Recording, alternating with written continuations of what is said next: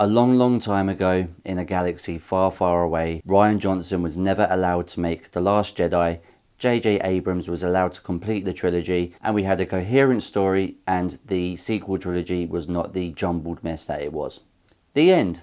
What's up guys, welcome back to Pembroke's Own and the first in the series of How I Would Write, and today I am tackling how I would write the next Star Wars movie. Before I go any further, a huge thank you to Charlie from work who has filled me in on some of the other lore, because my basic knowledge of the Star Wars franchise is just the movies itself. I didn't delve any further into any of the side projects or anything that's been featured on Disney Plus in the recent years. So getting him to fill in some of the blanks has actually been a bit of a help and helped me sort of plot and write this story within a coherent sense of what I want to achieve. I've spoken many times, I am not a fan of the sequel trilogy as such, but you yourself might be, and what I'm going to write is not to try and shit all over the sequel trilogy at all. As a matter of fact, I do recognise it as canon. What I want to achieve here is to actually unify the fans and come up with something that does not cause such a huge divide and division, and something that Star Wars fans as a whole could look forward to. What I'm about to talk to you about is basically going to be what would be the first movie of a trilogy, and it will continue within the Skywalker Palpatine storyline. I know there are many fans out there who you have got a lot of other favourite characters out there from projects and side projects that I don't know about.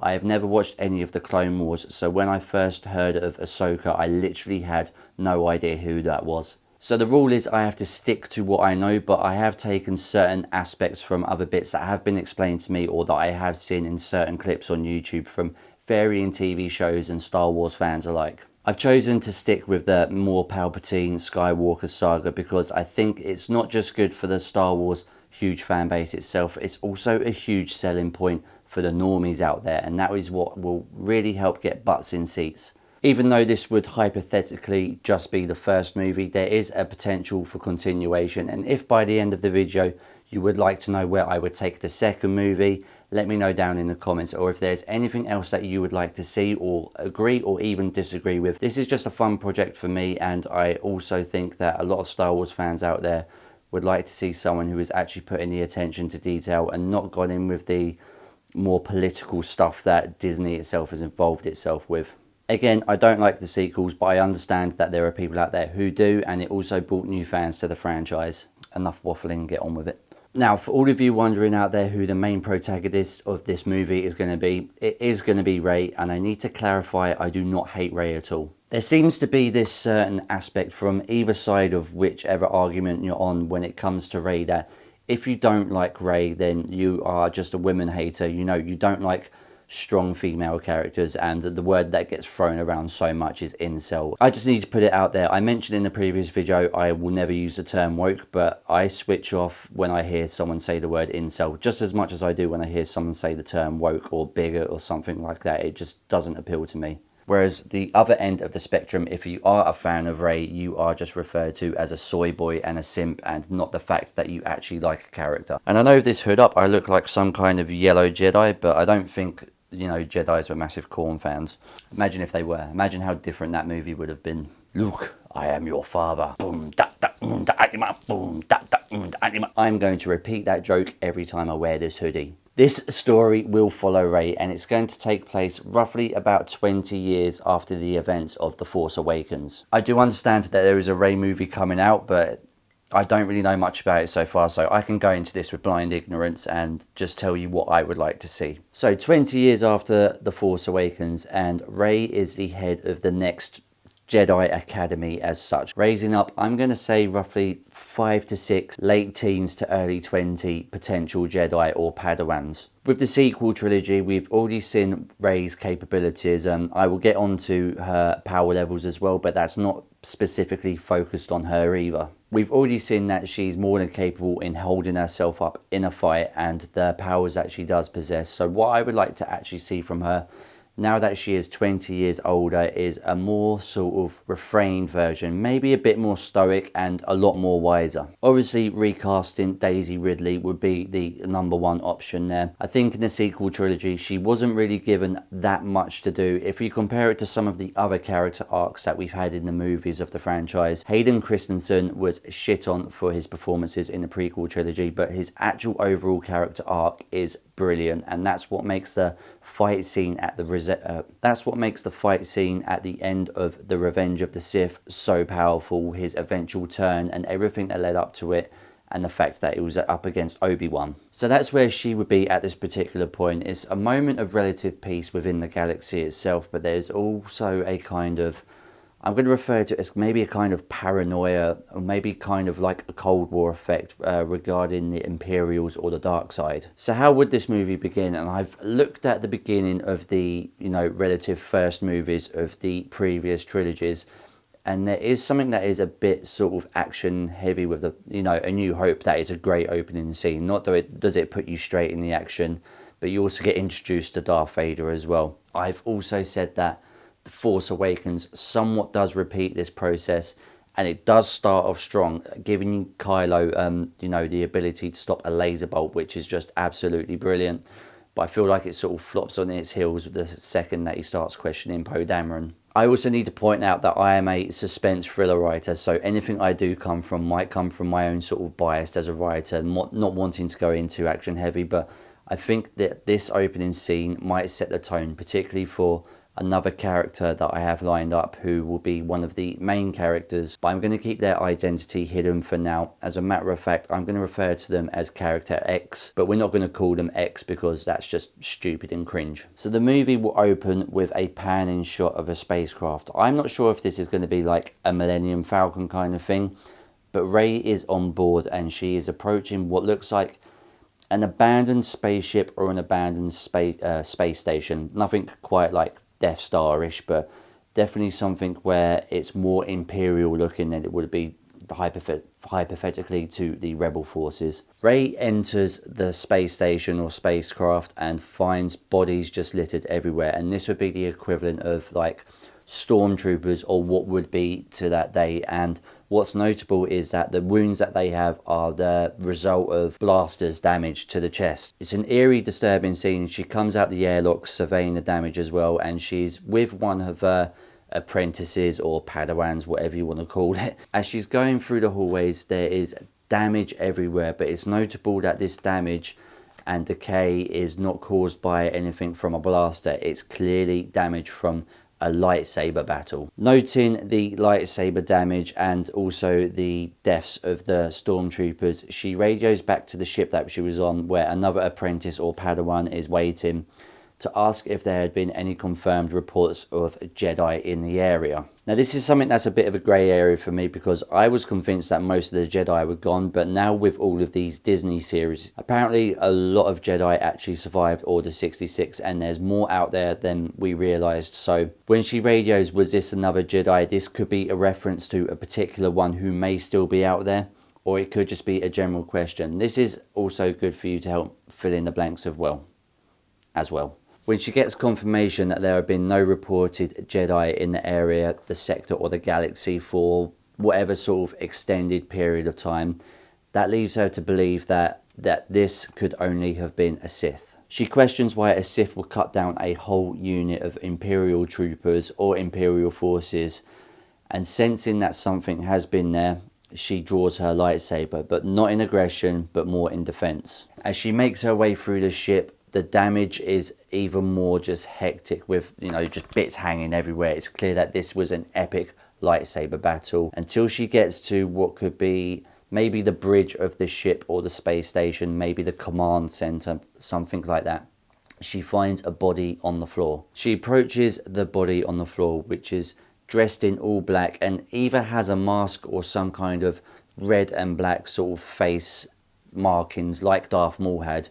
And as she approaches it, she sees that it's a single sort of impact mark swipe cut across the chest from a lightsaber. And she spots that the victim's lightsaber is left by their body. So she picks it up and activates it, and it's red. and that she notes that the body on the floor is a Sith. She searches the command center or the area and manages to access the mainframe to replay some of the security footage, kind of like at the end of Mandalorian season 2 when Luke comes back. It's obviously not like that, but it's that kind of footage where you flick between cameras and it's, you know, cameras of hallways and those kind of things. And she rewatches the battle taking place to see that it's clear that that person who killed this Sith also carried a red lightsaber as well. Rewatching the battle, it sweeps between the corridors between them, but it's clear that this assailant has more power but less discipline, finally forcing this unnamed Sith into this area and killing them. But what catches Rey off guard is that the fact that the person who killed them then leaves his saber on the floor and takes the other Siths. So what I've tried to underlay there is that there is a rogue character going around killing Sith. I know there's only supposed to be 2 Sith at a time, but I'll explain more later in the video of why that this is not the case, and there has been an uprising in both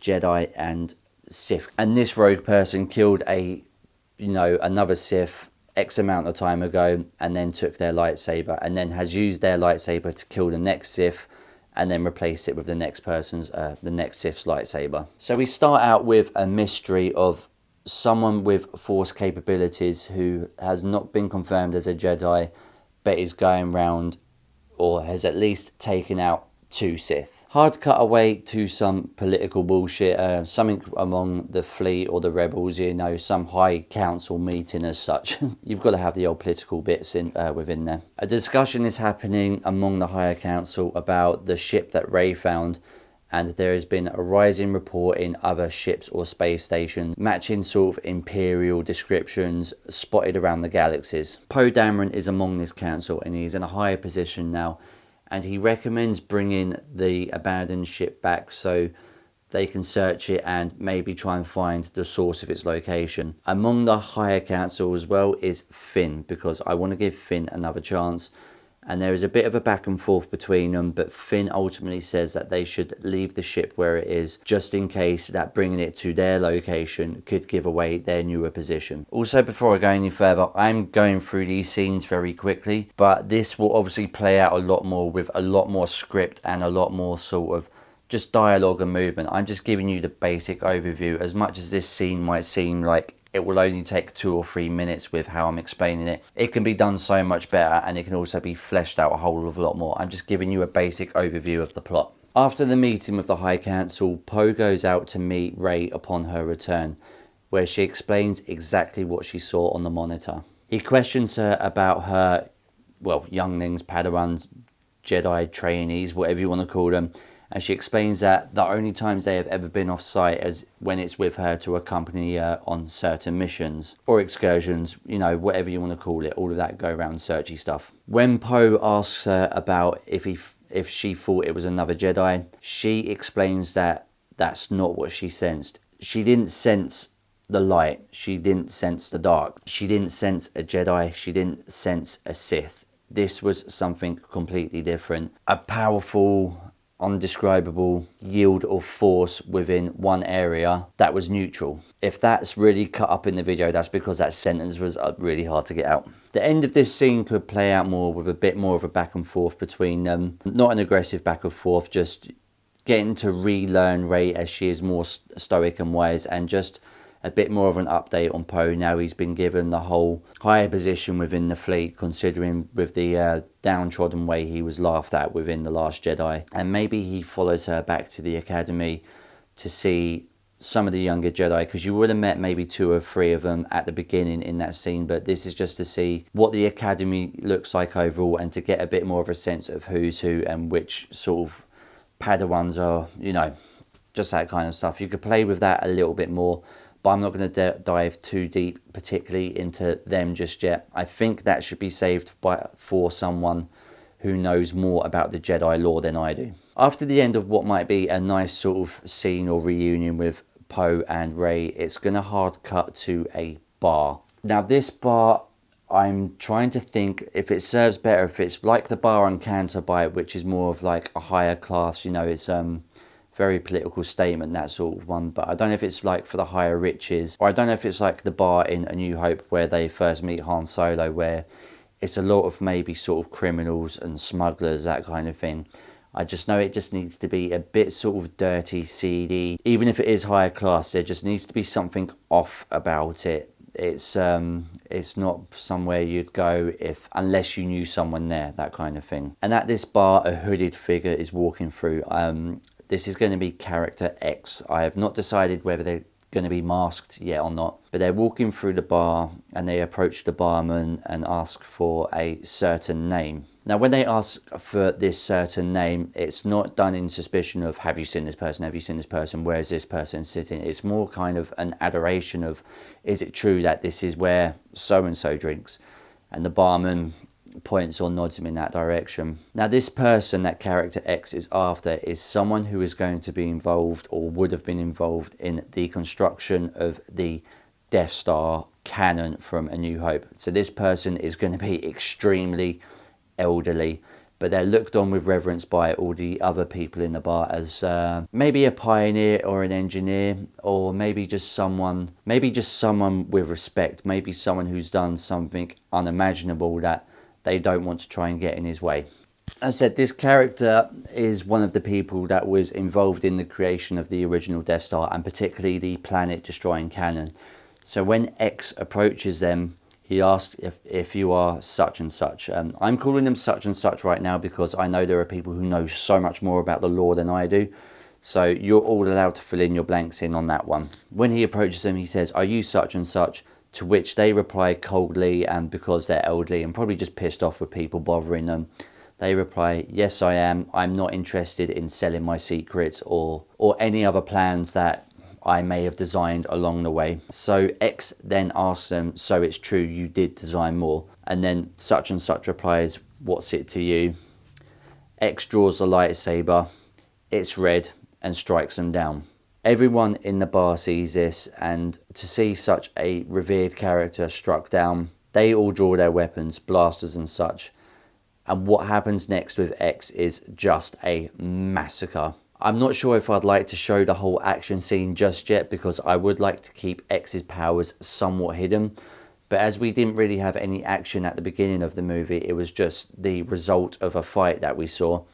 I think a good bit of action now would be probably beneficial for the viewer as well. And as it is a Star Wars movie, you know, vroom, vroom, vroom, bang, bang. I think that would be good, but not to show his full powers yet, but it's just to let you know that this is a character not to be fucked with. But with not wanting to show X's powers too much, I'm also contemplating not giving his full backstory in this movie as well. I do have a full backstory. I've gone over a bit with it with Charlie, but I would like to hold on more to it, because if it is going to be a trilogy, you can then release bits and bits as we go, without trying to, you know, Last Jedi the fuck out of it. Now, hard cut back to Rey at the Jedi Academy, and she's it's like a good day among them. She's having a lesson.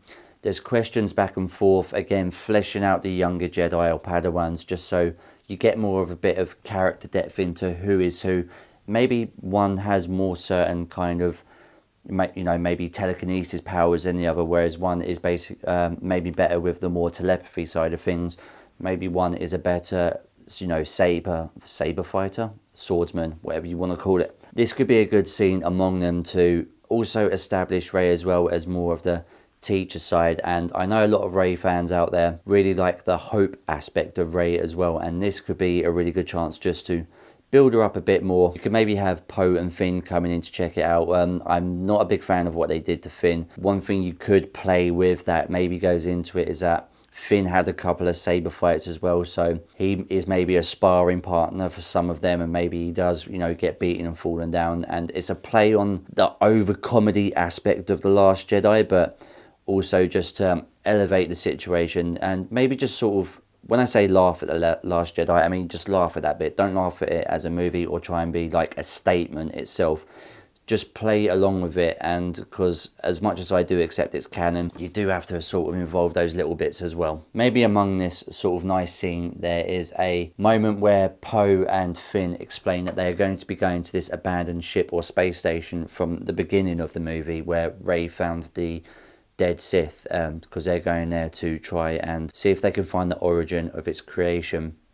And Rey wishes them best of luck. And just as they're about to part ways, you know, maybe some hugs and all that kind of stuff, and without Finn screaming Rey, some kind of official, or maybe just someone within the ranks of the Rebel Council, comes up to Poe, Finn and Rey to explain that they've intercepted an SOS call from the bar where the fight scene happened. Someone has claimed that a Sith has come in and just massacred the entire occupancy of the bar and left them alive, and that they need help in case he comes back. Rey makes her way to the planet as Poe and Finn make their way to the abandoned ship, and upon landing at the planet where the bar is, Rey goes in to see everything that is there and finds out that the first person that was killed was one of the Imperials who helped design the original Death Star and the original Death Star cannon. As the lone survivor describes the lightsaber, it is the lightsaber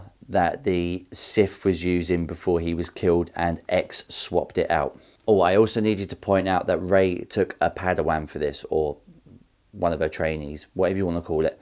Between finding all of this information out, she can then feel something. She can actually feel that someone on the Force can feel on the Force. She can sense that someone with the Force can sense her. But this is the same feeling as when she was on the ship. So she steps outside with her Padawan or young Jedi and draws her lightsaber.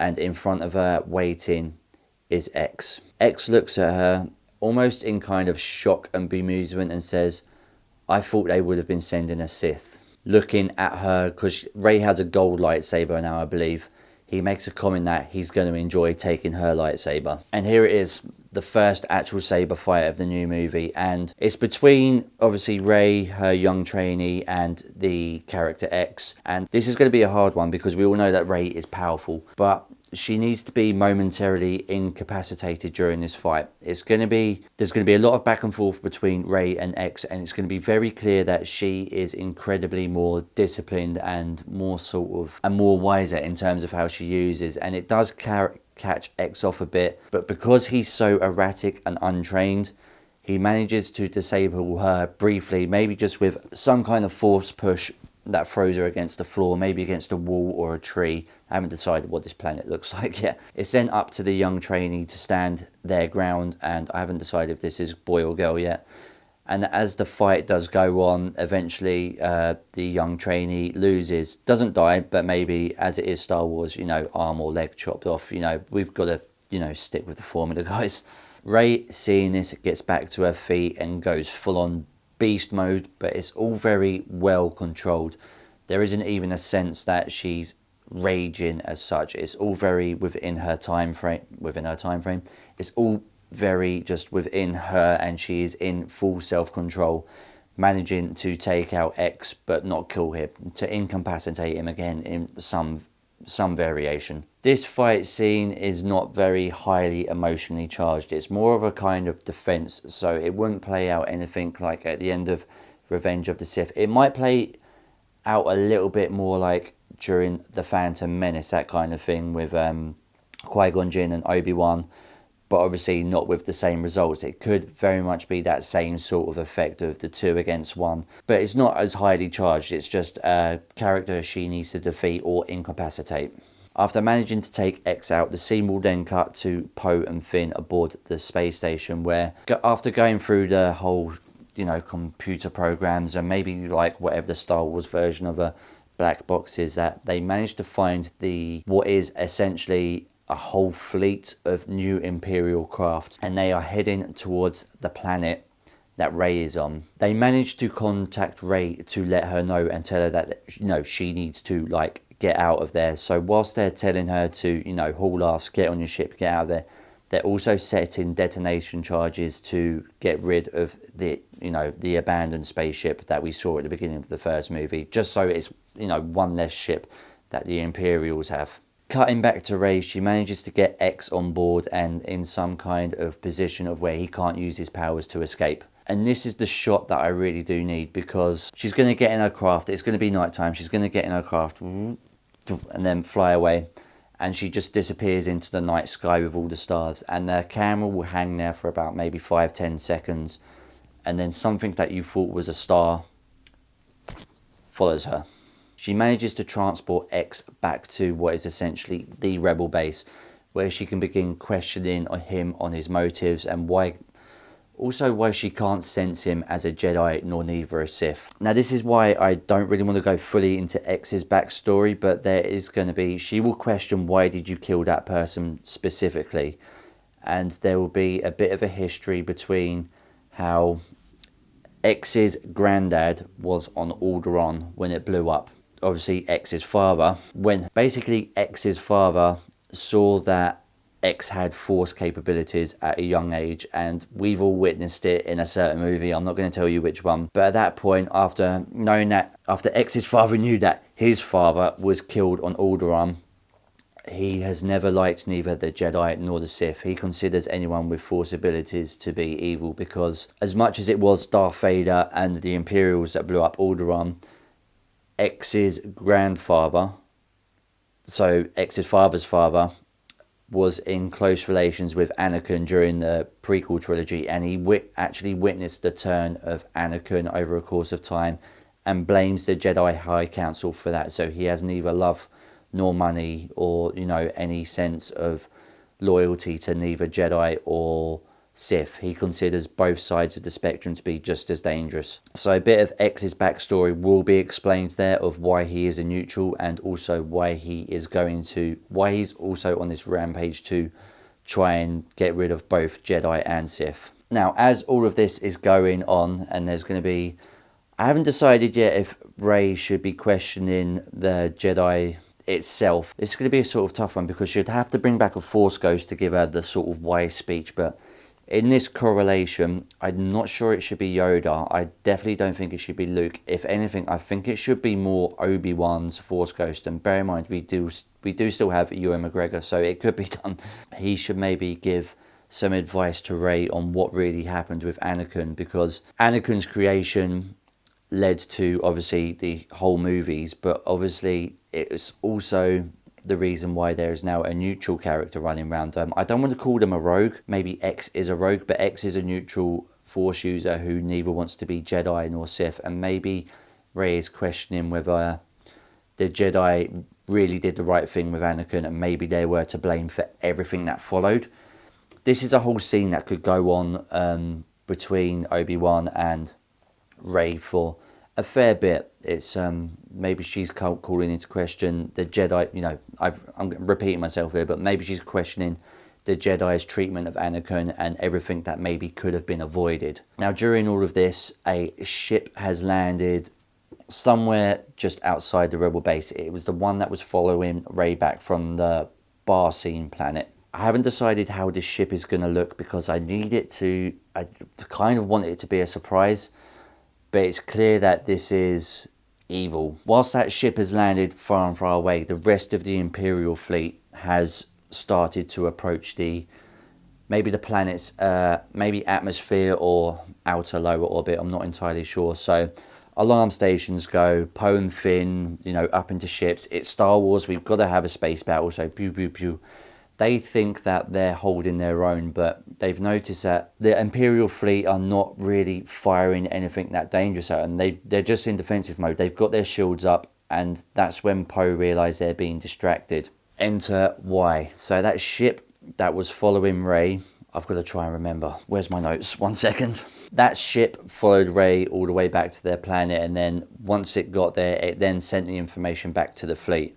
So the fleet was used as a distraction so that this person could get down and get on site without being noticed. After Rey has finished her conversation with Ghost Obi-Wan, that's such a weird thing to say, she's then going back to X to maybe question him some more on his motives, or what he actually plans to do even with her. And should she release him. And that's when it happens and the alarms start going off and people start screaming outside, and that is when the big black figure starts to approach, dressed in all black, red lightsaber with the 2 splinters either side. It's mowing down maybe just the rebel staff at first, but they're literally just killing everyone in sight. And the young Jedi, they activate their lightsabers and it is game on. And in steps, bear with me on this, in steps Kylo Ren. Now, the reason I want Kylo Ren there is because, number one, I think Adam Driver is a fucking incredible actor. Number two, I don't think he was given as much of a chance to shine in the sequel trilogy. I know that he was a much younger Sith than maybe Darth Vader was, and it was quite clear he was going through the emotional torment, which will happen to any young man. But I want to see the Darth Vader version of Kylo Ren. Now, the theory that I do have with this is that when he saved Rey's life, when he transferred his force, he transferred the last bit of good of him. So everything that remained after he died was just pure hate. Charlie has explained to me that there was no one left with cloning purposes, but from what I understand, I could literally if and but this as much as I want. Maybe when Kylo was first turned after the events that was explained in The Last Jedi, maybe Palpatine already had on standby some kind of clonage going on. Or, as this is Disney Star Wars, I could literally just say, somehow Kylo Ren returned. So Kylo comes through, maybe it's like his Darth Vader moment for Rogue One, but he's just killing anything in his remit till he gets to the Academy of the Young Jedi, minus the one that was injured on the bar fight scene with X. The fight would be sort of maybe 4-on-1, 3-on-1, but this needs to establish that Kylo is no longer, you know, someone to be fucked with. He got defeated way too much in the sequel trilogy, and I didn't fear him anywhere near as much as, you know, when you first watch the original trilogy with Darth Vader. He doesn't have that fear factor. So I'm going to go with, he does kill all of them, remaining 3 or 4, depending on the number of the young Jedi, minus obviously Rey and her injured trainee. But I'm going to go with, he doesn't kill them with a lightsaber. Everything he does is with the Force. It is, you know, you kind of need to give away just how powerful he is, and maybe while he's doing all of this, he's actually keeping Rey at bay. This kind of final battle, he's just swooshing and just, you know, taking out all of the civilians. Then it's not so much with ease with the younglings. They do put up a good fight, but the way he kills them is just so unethically brutal. It needs to make him stand up as a true villain. Kylo then releases X and takes him as his prisoner. And in turning to Rey, he says something maybe along the lines of, "Did you really think that you could tame this kind of power?" in refer to X. And it's clear that he wants X as his new trainee, his new Sith, his new apprentice. After escaping, Kylo Ren goes away with X. I've got to figure out how you'd keep him. Maybe, I don't know, maybe there's some Force handcuffs. Can you guys help me out with that? He does take him away, and Rey is left with the 3 or 4 of her dead trainees and just the injured one left. I did consider killing Rey, but not for like out of spite purposes, but it's kind of one to maybe then the story would then be passed on to the injured trainee and they go through a Luke arc. But, you know, killing off, you know, the wiser elder and having it go on to the new apprentice has been done so much. So maybe leaving Rey alive with that scene in front of her, and also the potential for her to, how would she take this? How would you take this into the next movie? And also be grateful she does have the one remaining live one, but also leave it on the end like that. She's lost X, she's lost her apprentices, and Kylo is back and currently more powerful than her. This isn't to beat Rey down officially as such. I think it will just be an interesting way to take her character into the next movie, whether she does harbour any rage or resentment, because as much as you can call her Rey Skywalker, at the end of the day, she is a Palpatine by nature. So what would this kind of defeat, and in this brutal way as well, do to her? Also, what would this do for the young Jedi that survived the wounded one from the fight on the Barsine planet? I've got to start naming these planets. Would Rey maybe become too overprotective of this person? You know, there's a lot of different ways you could take this, but also, would Kylo also be successful in recruiting, cracking brainwashing X. And with X, you can go a little bit further into it as well, because obviously with his father teaching him about both the Jedi and the Sith being wrong, and that his own father was killed by the creation of the Jedi not doing their job properly, there is also, he could swing either way, or he could stay dead neutral along this lines of just trying to rid everyone of the Force. But by the end of, let's say he was hypothetically successful and he did rid every single person of the Force, that means he would have to kill himself by the end of it. But I do like the fact that X is, because he's untrained, he doesn't have the skill level, he doesn't have the power, but because he does not also have the discipline, it makes him so much more unpredictable. Also confirming that there is also a fleet back, and that they did actually lay a trap to help Kylo get inside. I kind of like that as well, as again, I am a thriller and suspense author, so maybe that's not as Star Warsy, but I know, I kind of like that aspect of it as well. And introducing Kylo late on as well, in just full-on brutal mode. As said, it's kind of like maybe the equivalent of Vader's entrance at the end of Rogue One. That's the only scene I've ever seen of Rogue One, by the way. It could be a little bit like that, but there would be more of a in-depth explanation into how he came back. Again, these are all just basic scenes broken down. This would roughly be a 2-hour movie, so it'll be a lot more fleshing out, but these are just the major plot points of how you get from A to B to C to D. And I think having an Imperial fleet back, it's Star Wars movie, you've got to have a space battle. Not relying on a Death Star or a weapon destroying cannon for at least the first movie. Bringing back a better version of Kylo, a wiser version of Rey, and a newer threat in X who doesn't seem to have any sort of moral line, I think is an interesting twist on the series as well. The treatment of Rey and Kylo in this movie is enough for it to be that older fans who maybe think that she wasn't, she doesn't match up to the Lukes or the Anakins of this series, would then see her like that, and also not try and dismay her powers that, enough that fans of her from the sequel trilogy wouldn't like it either. As well as there being a lot more Jedis and a lot more Siths out there. There is a theory I have for that, but I don't know if I can implement it in this movie. As I said, I've held back on X's character quite a lot, particularly his backstory. So maybe when I reveal a bit more of his backstory, I could then reveal the reasons for the higher midichlorian count, or such Force sensitivity. It's getting towards the end of the video. I'm stuttering a lot. I could then explain the higher Force sensitivity a little bit more, but this, for an opening movie of a trilogy, I think this would work in terms of there's enough mystery behind it. It does rely on a bit of contrivance in terms of bringing Kylo back, but if some of you out there more depth within the Star Wars lore, please let me know down in the comments what could actually make this happen. And I think also introducing a new character to X. Yeah, I think X would be a good addition, but I haven't fully decided on their appearance or anything like that yet.